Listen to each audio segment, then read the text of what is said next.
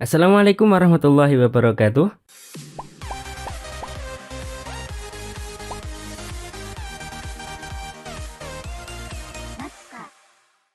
Hari ini kita akan belajar kalkulus lagi. Bab yang akan kita pelajari adalah bab 7.1, yaitu aturan dasar pengintegralan. Ini sebelum kita ke bab 7.1, mungkin perlu saya informasikan perjalanan kalkulus kita sudah nyampe di awal bab 7. Jadi bab 4, 5, 6 sudah selesai. Saya anggap kalian sudah menguasai integral tentu, terapan integral, fungsi transenden gitu ya. Hari ini kita mulai menginjak ke bab 7. Bab 7 ini isinya ada 6 subbab yang nanti akan kita bahas satu persatu. Ya iyalah, satu persatu, masa bareng semuanya. Bab 7.1 adalah aturan integral dasar. Ini sebagai pengantar ya, sebelum kita masuk terlalu serius di bab 7 ini, kita agak review sedikit yang sudah kita capai sejauh ini ya. Jadi fungsi yang sudah kita kenal sejauh ini sudah lengkap, fungsi elementer sudah lengkap. Jadi fungsi elementer itu meliputi fungsi konstan, fungsi pangkat, fungsi aljabar, fungsi logaritma, fungsi eksponensial, terus fungsi trigonometri dan inversnya, dan semua fungsi yang merupakan kombinasi dari fungsi-fungsi yang saya sebutkan tadi. Maksudnya kombinasi itu ya meliputi operasi penjumlahan, pengurangan, perkalian, pembagian, komposisi gitu ya. Jadi yang sudah kita kenal kalau kita komposisikan gitu, kalau kita operasikan itu akan menjadi fungsi elementer. Contohnya misalkan saya punya punya fx. Fx-nya ini adalah E pangkat X ditambah E pangkat min X dibagi 2. Jadi kombinasi dari eksponensial gitu ya. Terus kemudian dengan fungsi konstan juga. Ini saya bagi dengan fungsi konstan. Yang kemarin kita punya nama khusus untuk si F ini, yaitu dia adalah cos hiperbolik X. Misalkan fungsi lain tidak harus punya nama khusus ya. Misalkan si Gx itu adalah 1 ditambah cos pangkat 4 X yang di akar atau pangkat setengah gitu.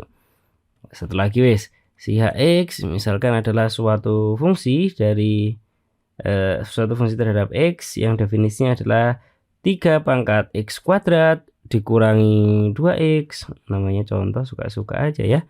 Ini mencontohkan bahwa ini adalah termasuk fungsi elementer. Ln X kuadrat ditambah 1, kemudian kurang tambah lagi sin dari cos hiperbolik misalkan X gitu ya. Nah, si F, G, H itu termasuk fungsi-fungsi elementer.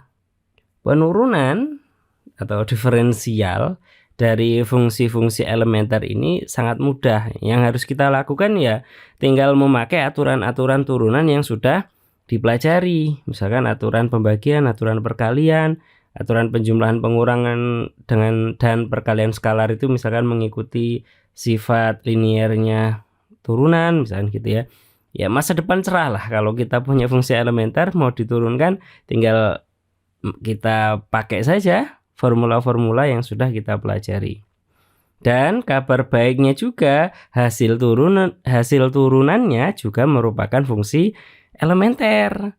Lain cerita dengan integral. Nah, kita sudah mulai bahas integral itu sebelum kita membahas integral, sebelum kalian membuka buku kalkulus itu tidur yang nyenyak, istirahat yang cukup, makan yang enak gitu ya.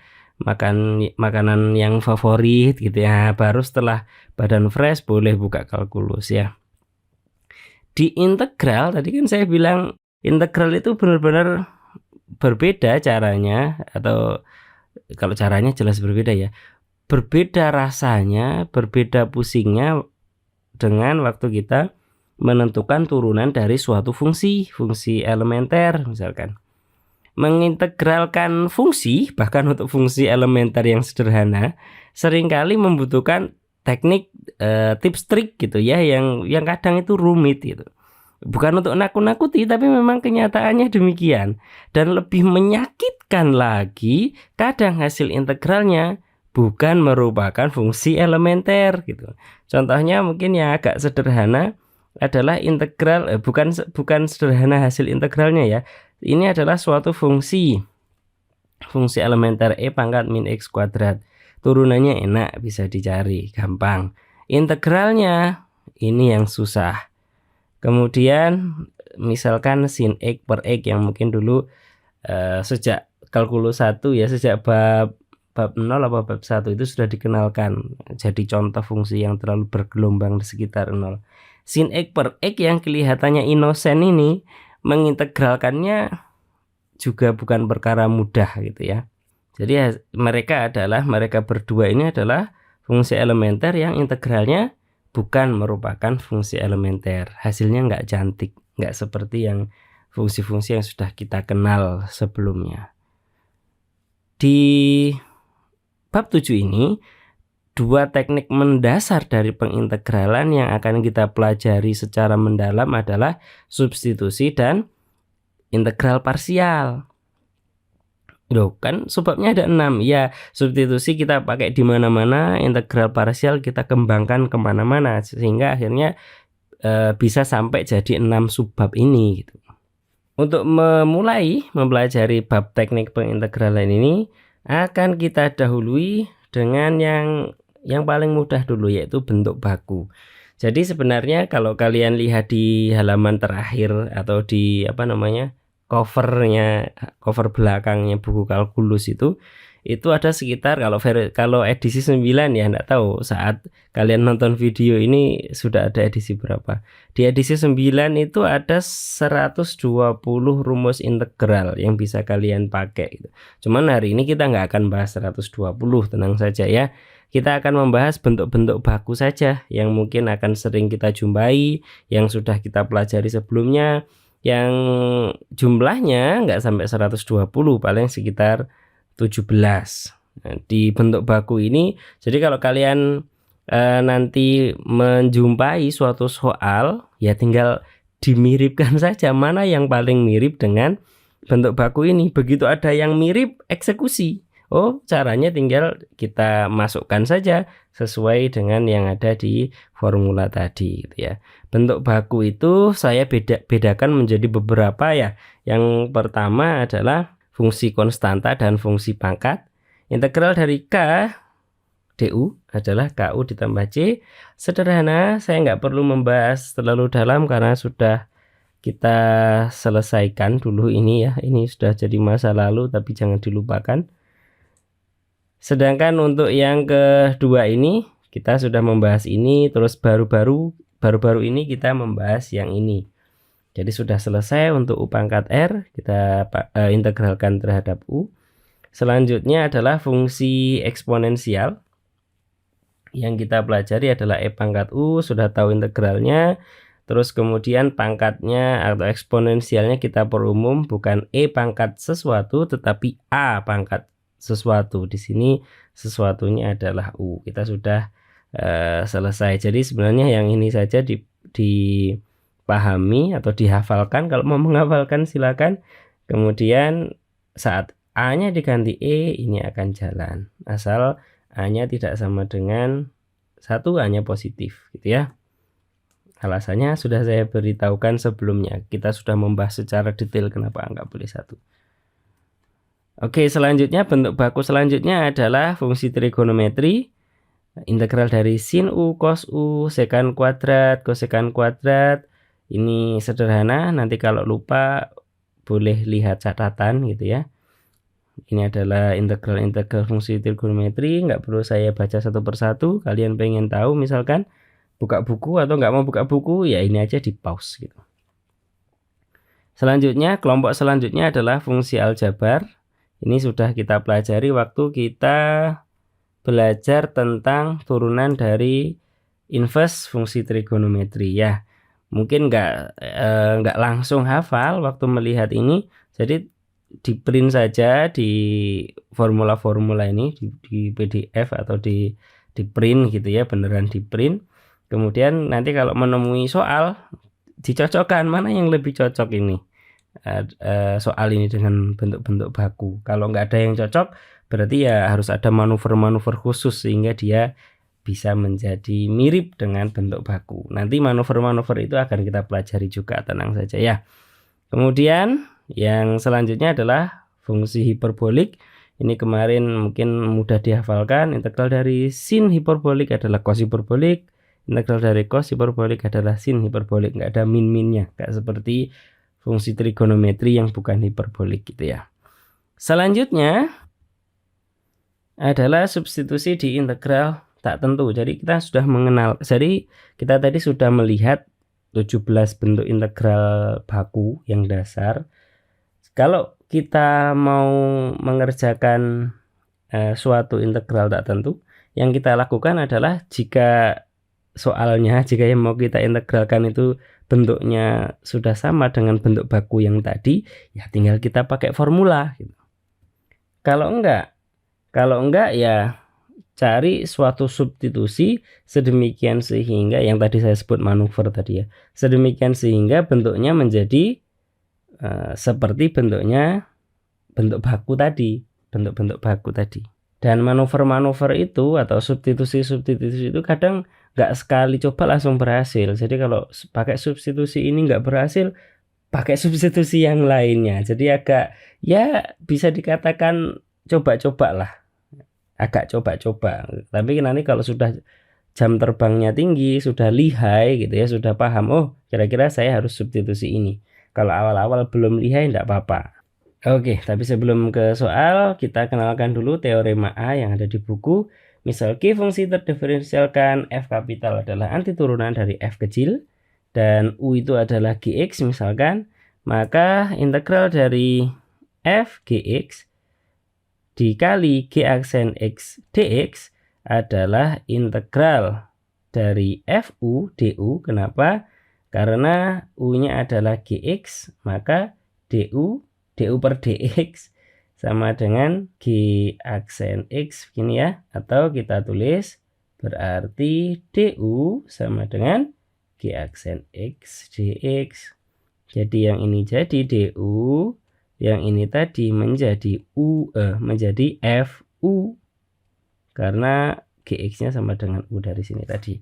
Oke, sehingga jadi ini. Terus integralnya adalah si F kapital ini, karena sudah diketahui integral dari F adalah integral dari F kecil ini adalah F yang besar ini. Oke. Contoh. Nah, sekarang kita sudah terjun ke lapangan. Contoh yang pertama, tentukan integral dari X per cos kuadrat X kuadrat. Jadi kalau dapat yang seperti ini lagi-lagi saya ingatkan, siapa tahu ada yang lupa, ini maksudnya adalah cos X kuadrat yang dikuadratkan. Jadi maksudnya pangkat 2 yang ada di setelah cos itu maksudnya adalah seperti itu. Oke, langsung kita kerjakan. Suruh bayangkan ya. Bayangkan integral itu adalah seper cos kuadrat U du. Karena itu yang paling mendekati dari 15 bentuk baku tadi. Jadi kira-kira yang lebih cocok bagaimana? Kan ini berarti kan sekant kuadrat X kuadrat dikali X dx kan gitu bentuknya. Kira-kira yang menjadi U siapa? Yang menjadi U ya jelas sih X kuadrat. Kalau begitu kita misalkan saja. Misal U adalah X kuadrat. Karena U adalah X kuadrat, maka DU adalah 2X dx. Jangan lupa ada ininya ya. Biasanya sering lupa dx-nya itu. Sehingga kita tulis ulang saja. Dia menjadi ini. Kenapa ada setengah di sini? Karena 2 mau saya taruh di sini. Kenapa 2 harus ada di sini? Biar disamakan dengan ini. Agar apa? Agar ini bisa menjadi DU. Ya. Sehingga setengah ini sebenarnya setengahnya di sini ya, terus saya keluarkan. Ini setengah dikali sekant kuadrat U, karena U-nya adalah si X kuadrat tadi. Nah, dari sini sudah ketahuan siapa hasil integralnya. Hasil integral dari ini adalah tangan U ditambah C gitu. Nah, Jadi ini sebenarnya begini ya, tapi ya sama aja. Ini suatu konstanta sebarang. Jadi mau dikalikan setengah dia juga suatu konstanta. Mau K begitu atau mau apa ya, tetap sama saja. Dan lagi-lagi saya ingatkan, jangan tinggalkan dia U begitu. Harus disubstitusikan. Karena saat saya tanya siapakah integralnya ini, integralnya adalah ini Pak. Loh, dari mana U? Wong di sini nggak ada U sama sekali, gitu ya. Nanti jadi kelihatan aneh dan itu bukan jawabannya. Oke, ini permisalan yang seperti ini sepertinya familiar ya di bab 6. Jadi bukan hal yang sangat baru untuk kita pelajari. Selanjutnya adalah contoh yang kedua. Kalian boleh lihat soalnya lalu cocokkan di antara 17 bentuk baku itu mana yang paling cocok. Kalian kalau di buku yang edisi 9 ini pasti menemukan yang paling cocok adalah formula yang ke-13, yaitu yang bentuknya adalah ini. Integral dari du per akar a kuadrat dikurangi u kuadrat du. Oke. Kalau begitu U-nya siapa? Kalau a kuadrat dikurangi u kuadrat sama dengan akar 5 dikurangi 9x kuadrat, ya jelas u kuadratnya pasti yang ini ya. Kalau u kuadratnya adalah itu, atau ini bisa kita tulislah sebagai 3x yang dikuadratkan.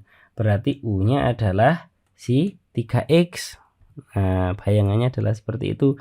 Kita misalkan u-nya adalah 3x. Karena u adalah 3x, maka du sama dengan 3 dx. Sehingga integralnya bisa kita tulis ulang.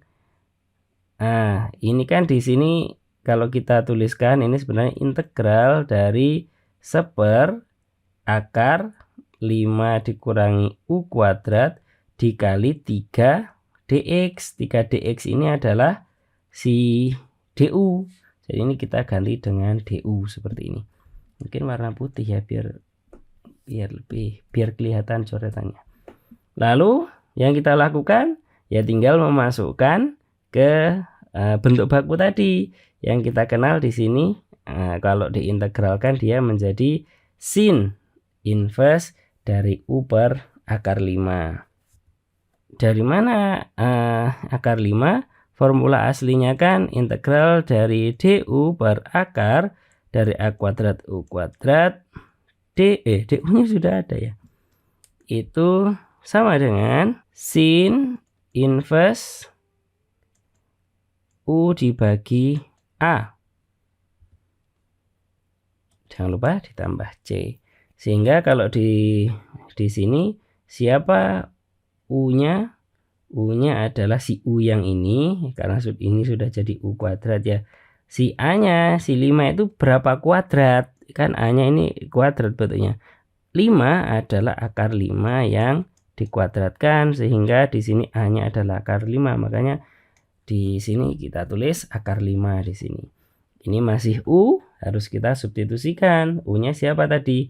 3x. Sehingga jawabannya adalah sin inverse 3x dibagi akar 5. Itu untuk nomor 2. Selanjutnya bagaimana dengan yang ini? Coba di pause videonya, terus kemudian dicari yang paling cocok dengan bentuk baku tadi yang mana. Nggak ada yang cocok.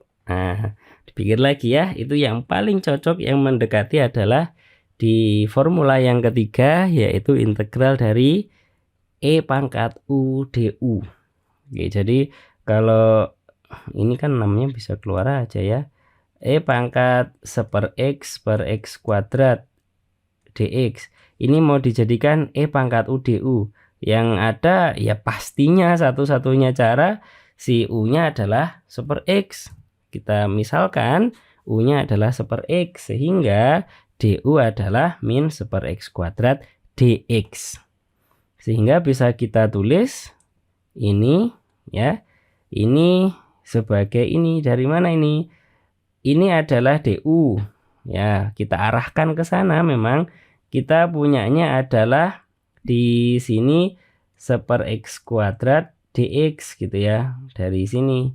Oke, padahal yang kalau kita mau dipaskan gitu ya ke du ini harus ada negatifnya. Ya sudah, berarti dikalikan saja dengan min 1. Dan nggak boleh ya, harus dikali min 1 dikali min 1 biar soalnya nggak berubah. Yang ini tetap di sini, yang ini ya dikeluarkan saja gitu. Kemudian 6 bisa keluar karena dia adalah suatu konstanta. Sehingga hasilnya adalah seperti ini. Ini adalah E pangkat U, yang di sini adalah DU. Loh, DU. Sehingga ya gampang saja kita eksekusi, nilainya ada min 6 E pangkat U, karena integral dari E pangkat U adalah E pangkat U ditambah C. Nah, U-nya adalah seper X, sudah begitu aja.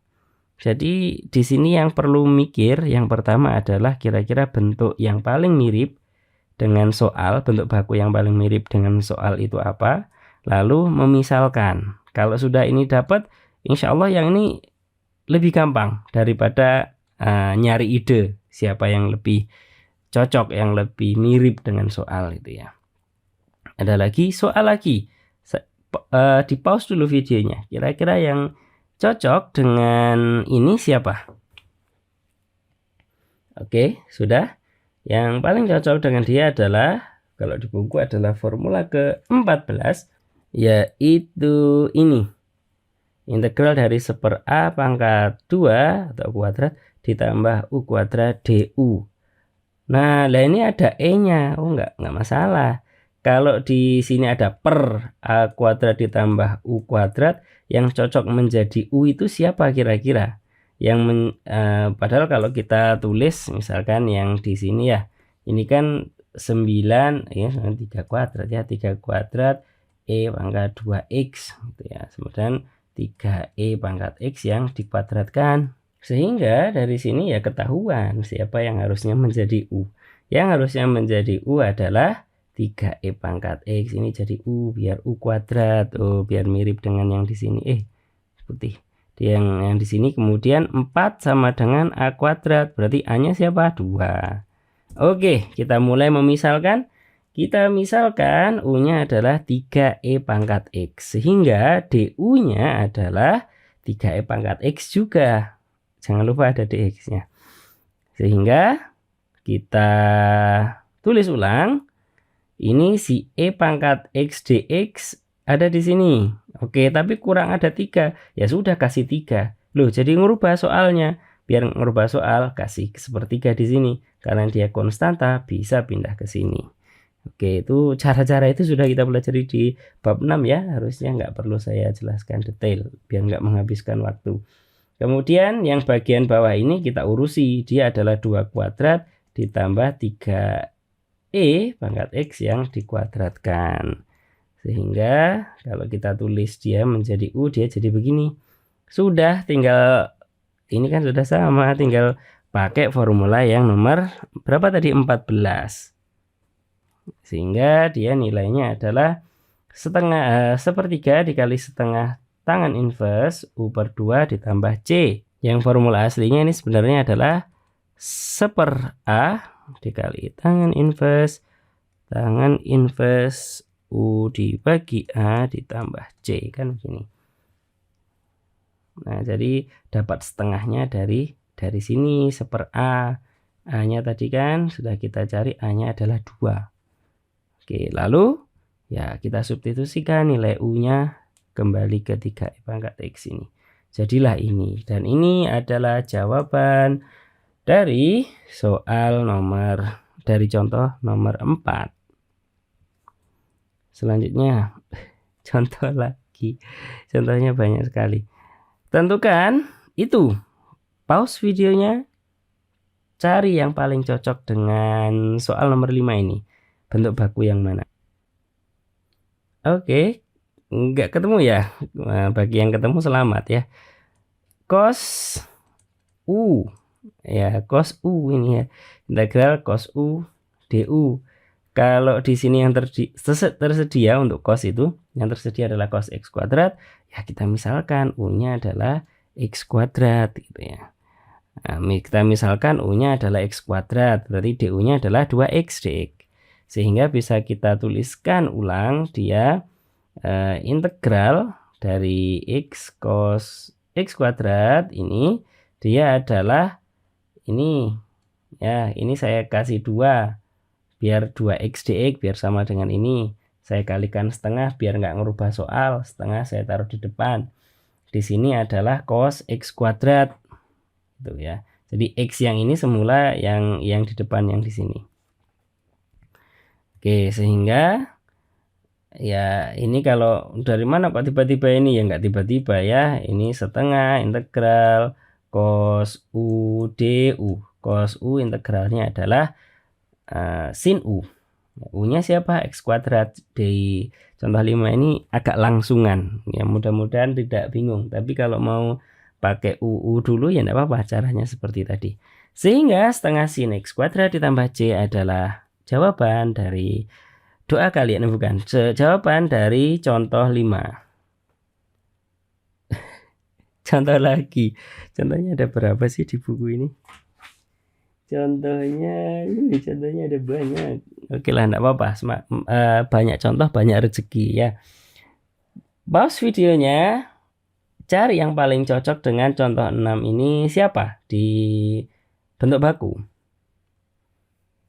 Oke, sudah ketemu yang paling cocok dengan contoh 6 ini. Bentuk bakunya adalah di bentuk baku yang keempat, yaitu integral dari A pangkat U du. Kalau A pangkat U berarti di sini yang ada cuman A pangkat tangen T. Mau nggak mau U-nya adalah tangen T. Jadi kita misalkan U-nya adalah tangen T, sehingga turunannya terhadap T adalah sekan kuadrat T dt lah. Ini saya yang malahan yang lupa. Harus ada dt-nya di situ. Sehingga bisa kita tuliskan ini sebagai ini. Nah, jadi cos kuadrat T sepercos ya. Sepercos itu kan sekan.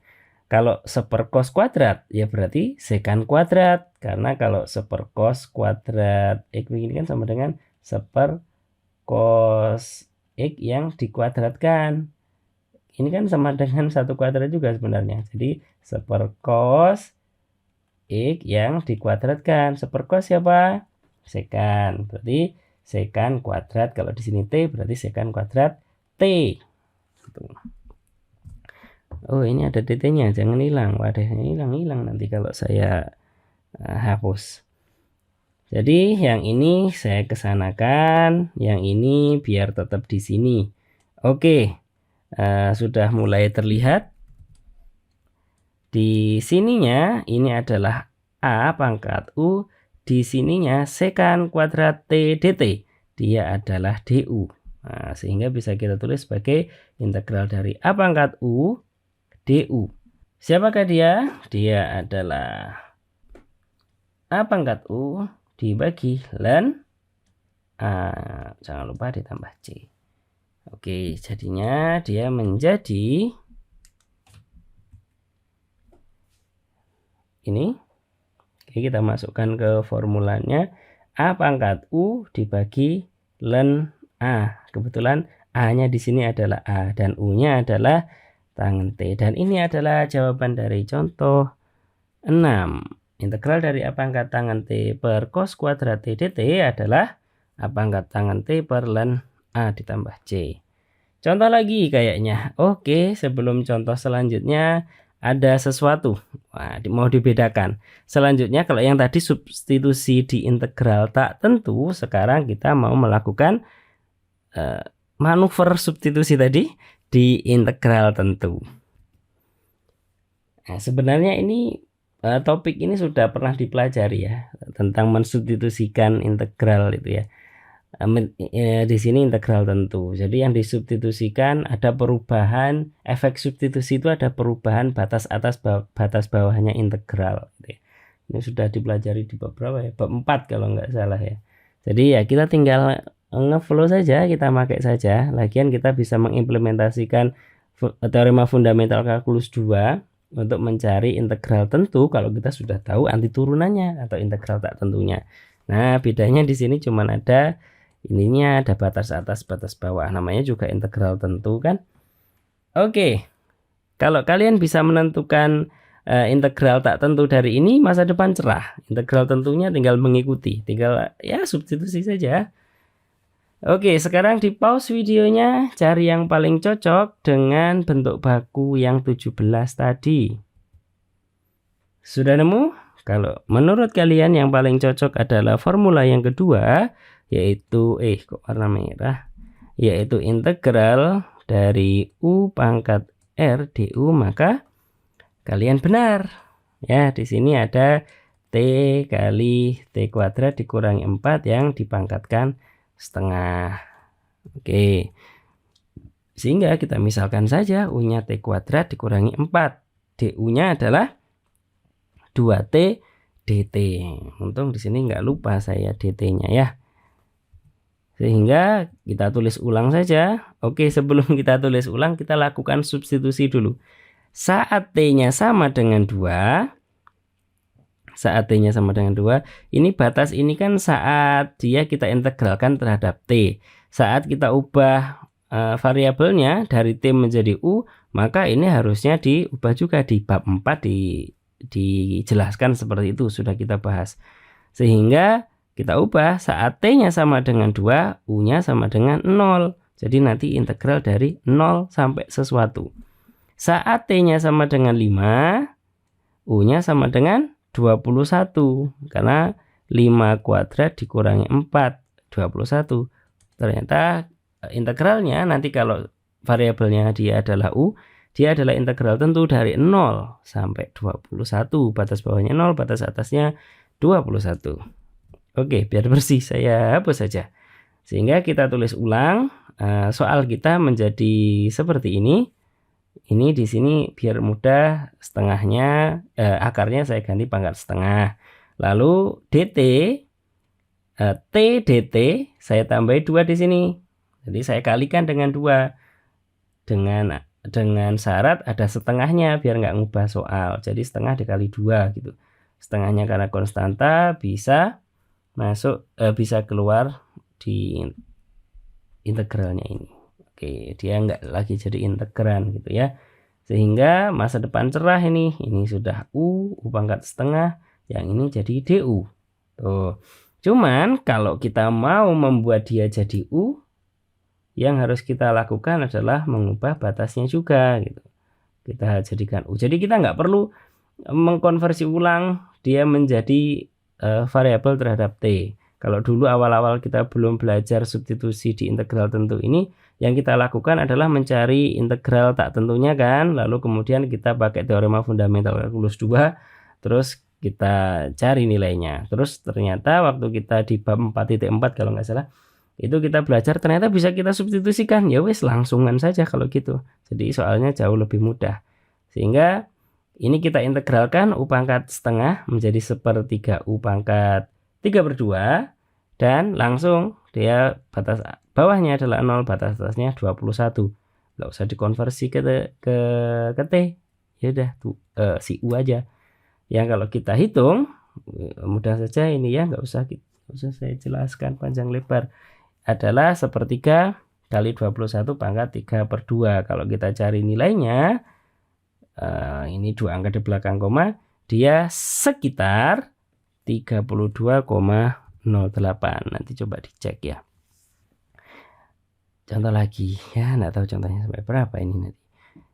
Masih di integral tentu, kita mau mengintegralkan X pangkat 3 kali akar X pangkat 4 ditambah 11 ini dari 1 sampai 3. Kira-kira di antara 17 bentuk baku yang paling cocok dengan contoh 8 ini yang mana?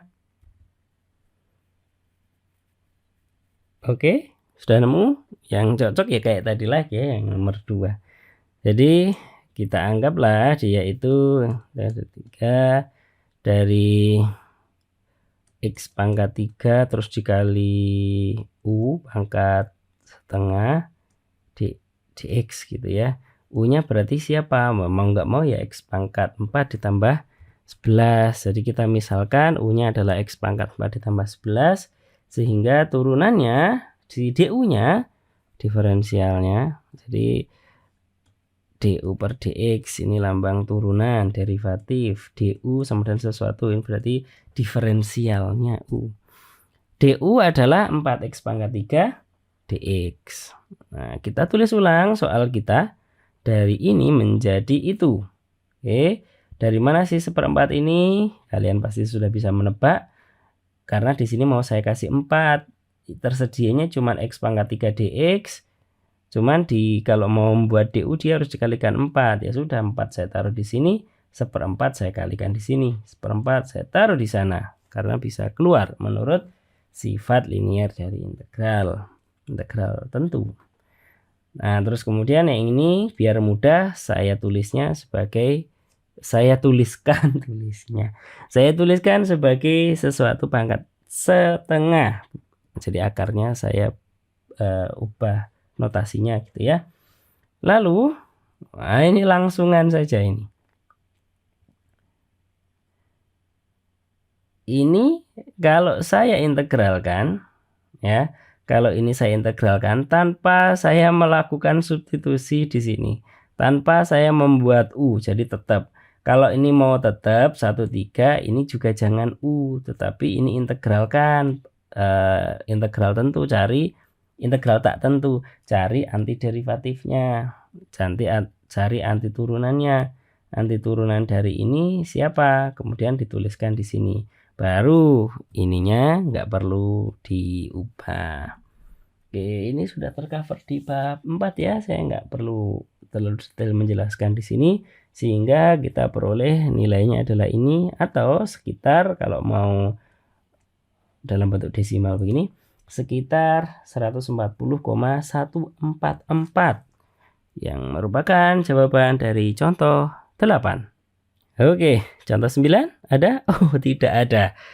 Contoh 8 mengakhiri pembahasan bab 7.1, subbab 7.1, aturan integral dasar. Semoga bermanfaat, semoga memahamkan, semoga nggak lupa-lupa ya. Terima kasih, tetap jaga kesehatan. Saya akhiri, assalamualaikum warahmatullahi wabarakatuh.